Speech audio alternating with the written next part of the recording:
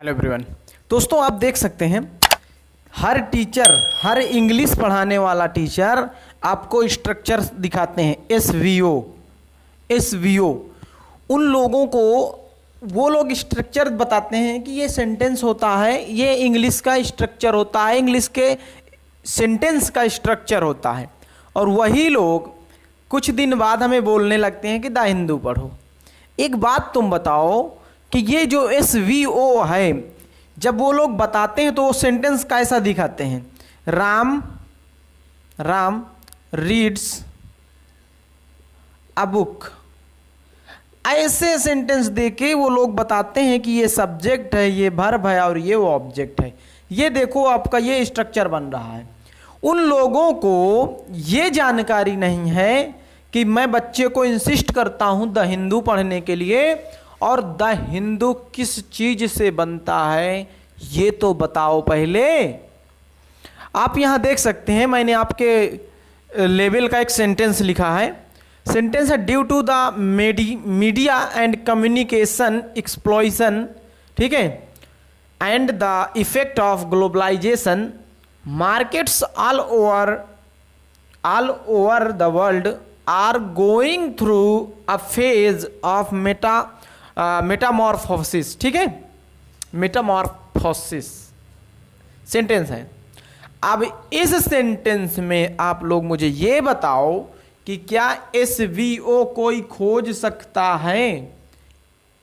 क्या एसवीओ कोई खोज सकता है उस लिखे हुए सेंटेंस में?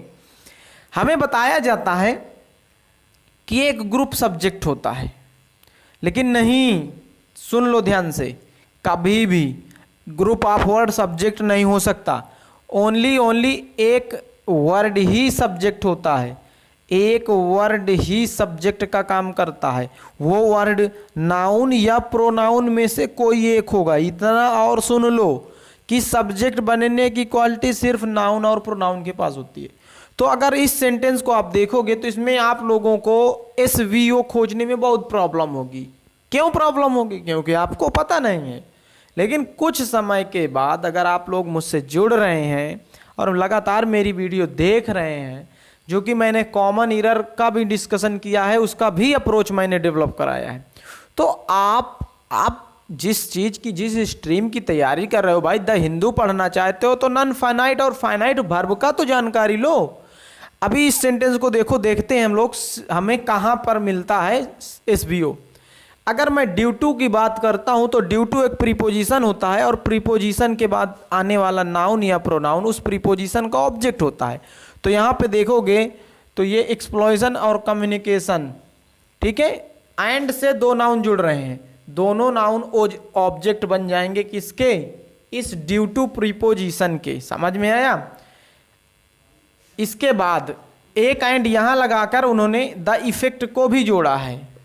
ये एंड और ये एंड, तीन, इन दो एंड के बीच में तीन नाउन जुड़ रहे हैं, और तीनों नाउन का प्रीपोजिशन ये ड्यू टू है। तीनों नाउन का प्रीपोजिशन अगर ड्यू टू है तो तीनों नाउन ऑब्जेक्ट बन गए ना भाई। और आप सबको पता है कि सेंटेंस में कोई चीज़ अगर ऑब्जेक्ट बन जाती है तो वो कभी सब्जेक्ट नहीं बन पाती। आपको ये भी पता है ऑब्जेक्ट दो चीज़ों का होता है, एक होता है वर्ब का ऑब्जेक्ट और एक होता है प्रीपोजिशन का ऑब्जेक्ट। यानी वर्ब के बाद कोई नाउन प्रोनाउन आता है तो उस वर्ब का ऑब्जेक्ट कहलाता है, और प्रीपोजिशन के बाद कोई नाउन प्रोनाउन आता है तो उस प्रीपोजिशन का ऑब्जेक्ट कहलाता है। तो हम लोग ऑब्जेक्ट को ही बाहर कर रहे हैं। ये सारे जो नाउन है हमारे पास, एक दो तीन नाउन हमारे पास हैं, तीनों नाउन ऑब्जेक्ट की तौर पर इस सेंटेंस में लगे हुए हैं, है ना। अगर तीन नाउन है तो भाई देखो, नाउन ही सब्जेक्ट या ऑब्जेक्ट बनेगा। अभी पहले तो पता करो ना कि कितने नाउन है। एक नाउन, ये कम्युनिकेशन एक्सप्लॉयशन को आप कंपाउंड नाउन मान सकते हो, नहीं तो आप ऐसा करो कि एक्सप्लॉयशन को नाउन मान लो, कम्युनिकेशन को एडजेक्टिव मान लो, जो जैसे भी आपको लगे, और द इफेक्ट यहाँ पे नाउन हो जाएगा। तो तीन नाउन है, तीनों ऑब्जेक्ट हो गए। चौथा नाउन देखो, ऑफ के बाद नाउन, यानी प्रीपोजिशन के बाद नाउन आता है तो ये हो गया नाउन, लेकिन इस प्रीपोजिशन का ये नाउन हो गया ऑब्जेक्ट। देख रहे हो, चार नाउन यहीं पे थे और चारों ऑब्जेक्ट थे। आगे देखो, यहां लिखा हुआ markets all over the world.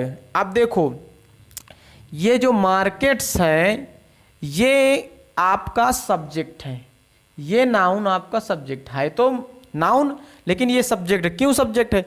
क्या इससे पहले कोई प्रीपोजिशन था? क्या इससे पहले कोई वर्ब थी? नहीं। तो ये मार्केट्स हमें सब्जेक्ट की तरह लगा हुआ है। और ऑल ओवर द वर्ल्ड एक एडजेक्टिवल फ्रेज मान लो, नहीं एक काम करो, ओवर को प्रीपोजिशन मान लोगे तो यहाँ पे ये वर्ल्ड क्या हो जाएगा, ये आपका नाउन है और ये हो जाएगा ऑब्जेक्ट। बट आप पूरे को एडवर्बियल्स मानो, एडवर्बियल्स मान लोगे तो क्या कभी एडवर्ब सब्जेक्ट बन सकता? नहीं, एडवर्ब कभी सब्जेक्ट नहीं बन सकता। यानी ऑल ओवर द वर्ल्ड ये पूरा का पूरा एक एडवर्बियल्स लगा है। उस मार्केट का ये है वर्ब, ठीक है। अब यहाँ पे देखो उन्होंने फिर एडवर्ब डाला, अब फेज इस वर्ब का ऑब्जेक्ट हो गया, क्योंकि ये क्या है, ये है नाउन, ठीक। ये इस वर्ब का ऑब्जेक्ट हो गया, ये ऑफ प्रीपोजिशन के बाद ये नाउन ऑब्जेक्ट हो गया। अब मेरी बात ध्यान से सुनो ना, एक सेंटेंस में सब्जेक्ट एक ही वर्ड होता है भाई। नाउन तो हजारों लग सकते हैं, लेकिन जो सब्जेक्ट की तरह काम करेगा वो एक होगा। तो देखो यहाँ पे अगर देखोगे तो एक नाउन, दो नाउन, तीन नाउन, चार नाउन, पांच नाउन, छह नाउन, सात नाउन, आठ नाउन लगे हुए। अब आठ नाउन में सिर्फ एक नाउन है जो आपके इस सेंटेंस का सब्जेक्ट है। अब सुनो, सेंटेंस जब टीचर आपके पढ़ा रहे थे तो उन्होंने ये नहीं बताया कि सेंटेंस लिखने का तरीका क्या होता है। मैं आप लोगों को बता रहा हूं।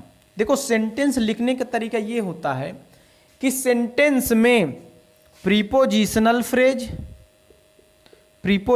फ्रेज और एडवर्बियल्स, यानी प्रीपोजिशनल फ्रेज और एडवर्बियल्स को सेंटेंस में कहीं भी रखा जा सकता है। इस बात को सोचो। अगर इससे यहां देखोगे तो ये हो जाएगा सब्जेक्ट, और ये हो जाएगा वर्ब, और ये हो जाएगा ऑब्जेक्ट। देखो ये एसवीओ आपका मिल रहा है, लेकिन इनके बीच में क्या प्लेस किया जाता है, सब चीज का अपना ग्रामर होता है।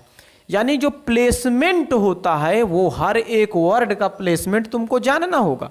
जैसे मैंने नाउन का प्लेसमेंट बता दिया है, तो नाउन कहाँ पे कैसे यूज होगा आप कोई दिक्कत नहीं होगी। इसी तरह एडजेक्टिव को बताना है, यानी पूरी पार्ट ऑफ स्पीच का प्लेसमेंट मुझे आप लोगों को बताना है। अब यहाँ पे देखो एसवीओ आपका मिल रहा है। अगर मैं बोलूँ आपसे कि मैं यहाँ से सेंटेंस शुरू करूँ, market all over the world are going through a phase of metamorphosis, तो इतना बोलने के बाद मैं यहाँ इसको फिर इसके पीछे लगा सकता हूँ। ये पूरा उठा के हम मेटामॉर्फोसिस के बाद बोल सकते हैं कि due to the media and communication exploration and the effect of globalisation, इसको हम उठा के यहाँ रख सकते हैं। यानी ये जो आपका यहाँ से ये है, ये पूरा का पूरा प्रीपोजिशनल फ्रेज बोला जाएगा। समझ में आया? प्रीपोजिशनल फ्रेज बोला जाएगा, इसको उठा के हम यहाँ पे रख सकते हैं। तो ये सेंटेंस का स्ट्रक्चर होता है। यानी जो एसवीओ होता है, इसके आगे पीछे बीच में हम एडवर्बियल्स का यूज कर सकते हैं।